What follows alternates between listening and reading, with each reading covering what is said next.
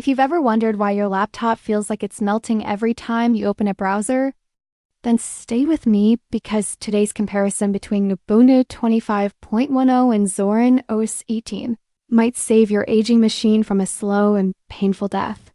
On paper, both systems make modest promises. Ubuntu claims you need just 4 GB of RAM, while Zorin says 2 GB is enough. But the moment you actually start using them, a very different picture appears. Ubuntu 25.10, running the latest GNOME shell, begins reasonably, but its memory behavior over time raises eyebrows, showing creeping usage and what many users call a soft memory leak, especially during longer sessions or heavy multitasking.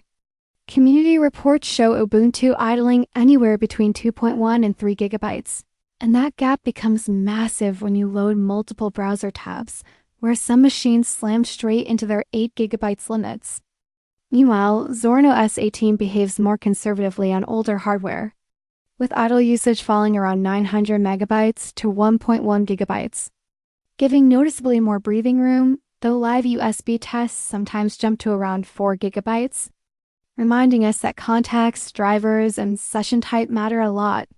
Some users even report 900 megabytes idle after heavy customization, which shows how optimized Zorin can be in the right setup. But one thing people misunderstand is used RAM Linux will cache aggressively, and high numbers don't automatically mean the system is slow. What really matters is the baseline the system sits on when you're doing nothing. Lower baselines usually translate to smoother performance once real workloads hit.